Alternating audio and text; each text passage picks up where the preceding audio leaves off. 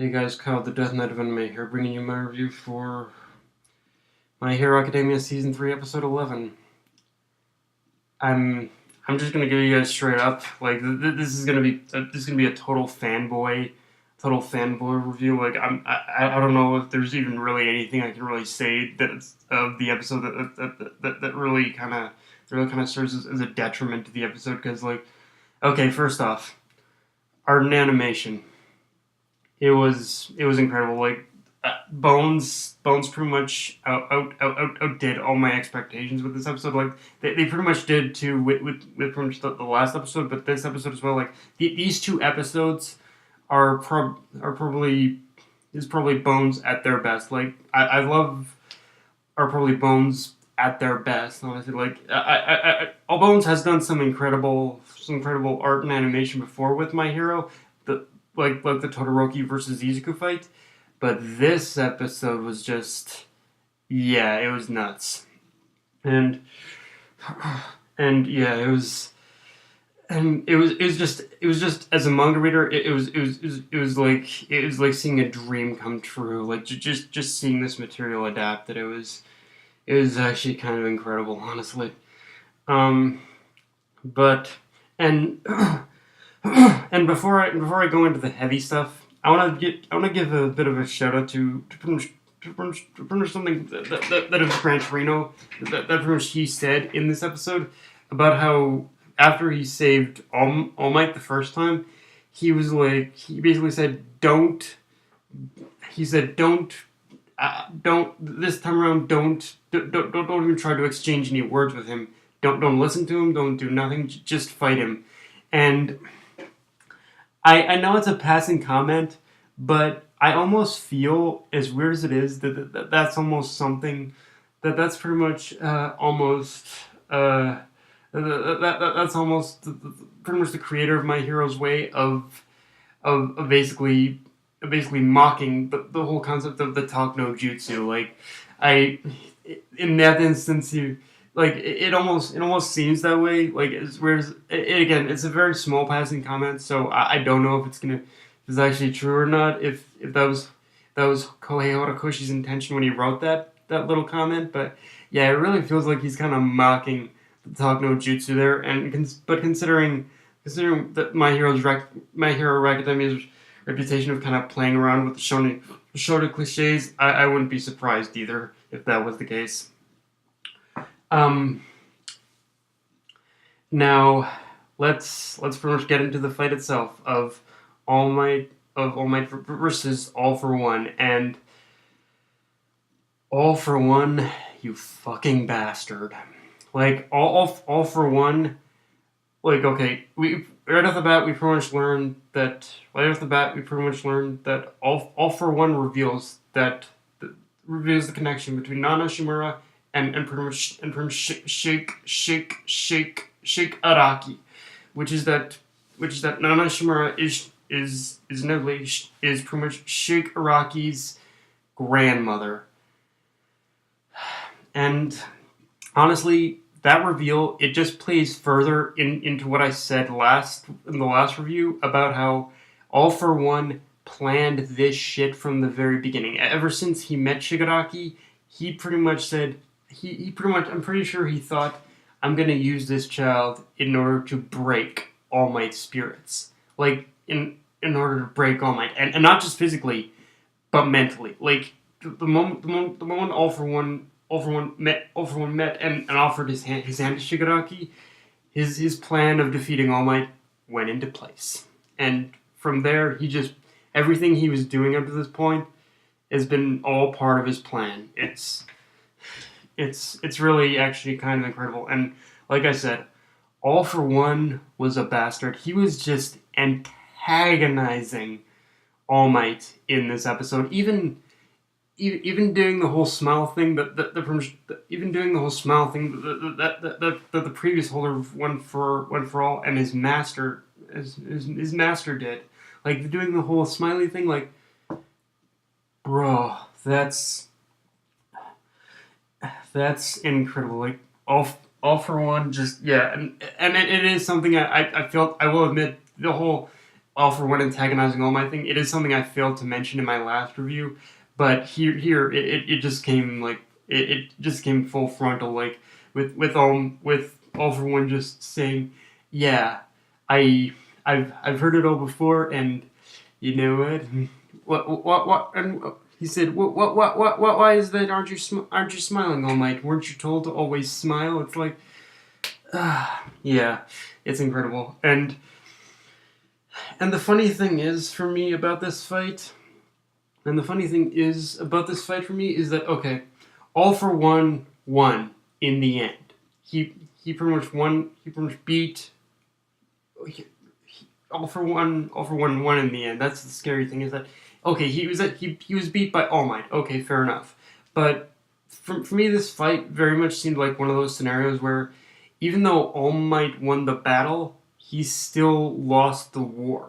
Because if you think about it, All Might pretty much used every ounce that was left of One For All in him in this fight. He pretty much no longer he's no longer the symbol of peace. He's no longer the symbol of peace. And even though he went out on an amazing fight, like he can no longer continue to protect the people who he can no longer continue to in fact protect the people. And that's, and honestly, in a way, if you think about it that way, like, okay, I know there are going to be people out there who are going to say it would have been more impactful if pretty much All Might actually died in this battle. But honestly, for me, this battle, it kind of operated on the Captain America Civil War logic, in the sense where even though no one died, it was still impactful. And in this sense, I'd say that All Might actually winning and surviving, it was actually even crueler than death for him, because yeah, he can no longer protect the citizens. He's no longer the symbol of peace. And yeah, it's like this, and yeah, it's insane that just that yeah, in the end, All For One still won. All For One still kind of won. Like, he lost the battle, but he won the war. He defeated All Might in the end. Like, he made All Might use his full power. And the symbolism of the whole flame of One For All was incredible. Actually, it was an incredible bit of imagery of the whole flame, and of it flickering out, and All Might protecting it in the end. It's like, yeah, I love it.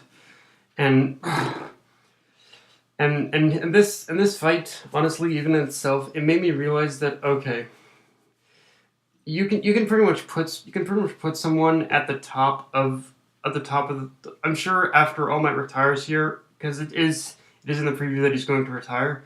But after All Might retires, you can pretty much go ahead and you can put anyone at the number one spot. But there can really only be one symbol of peace, and it did. I think this episode did kind of help me understand the distinction between the two, almost. And yeah. What else? Oh yeah. Let's go ahead and talk about Endeavor seeing All Might's true form. Like, you definitely know the man is going to be, like, after this, like, he is going to be a distraught human being. Like, Endeavor's whole purpose in life is to basically best All Might, but now pretty much now that All Might has been, basically has All Might's power's gone. You definitely know Endeavor is going to go through a rough time in trying to find purpose in his life, because his whole purpose has been All Might. So it's, yeah, Endeavor's really gonna go through some shit after this episode for sure. I think it's even shown in in the preview too. And and okay, let's definitely talk about All Might's actions after the battle, where he points to the camera and says, "You're next." And it's pretty much like Izuku said. Everyone in the crowd was thinking, yeah, it's basically warning to all villains. No, it is not. It's basically his way of saying, Izuku, you're next to be my successor. You have to get better. You have to get stronger and replace me as the new symbol of peace. and okay, Bakugo. I think after this, I think we're gonna be starting a bit of a trend of a lot of Izuku's, of all the people, of all the students in UA, pretty much slowly starting to figure out exactly what Izuku's quirk is and how it's connected to All Might, because and it's all gonna start with Bakugo, because when Bakugo looked at Izuku, when Bakugo was looking at Izuku, when All Might was pointing to him, you can definitely see the gears turning in his head, and that he's starting to piece things together. And we know, we've seen this in the past. Bakugo is not a dumbass. Like he's impulsive, but he's not dumb. So yeah, we can definitely see that Bakugo from here on, he is going to start putting things together, and it should be interesting to see what he's going to do when he actually finds out what exactly, when he actually figures things out. Like I imagine he's going to get into another fight with Izuku for sure. So yeah, but yeah, and there's just so much. And there's just so much greatness in this episode that I couldn't.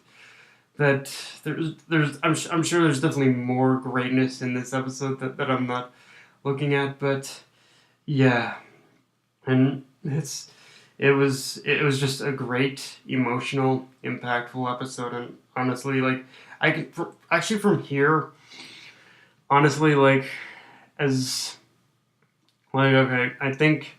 From pretty much from here, like I imagine, like the thing about this episode is that a lot of it felt very climactic, but of course we still have to remember that this story is about Izuku becoming the world's greatest hero. So I imagine a lot of things are going to start slowing down after this episode, and but they are going to eventually build up again. So yeah, it's one of those. This was just an awesome episode, and honestly, I really can't think of anything else to say. Just an awesome episode, and I can't wait to see where things go from here. Like what decisions are going to be made about the future, and yeah, and like I think for sure one thing we are going to see is that with All Might basically dethroned. A lot of the villains are going to start coming out of the woodwork now. Like if Stain's appearance was definitely kind of a trigger for the villains to. There's definitely kind of a trigger for villains to come out of the woodwork. Then All Might's defeat is going to be he's going to cause a wave of villainy coming. It's going to cause a wave of villainy from this point on. But yeah, guys. That's my review. If you enjoyed the video, like, comment, subscribe. Follow me on Twitter and Facebook. Death Knight of Enemy, signing off. Later, guys.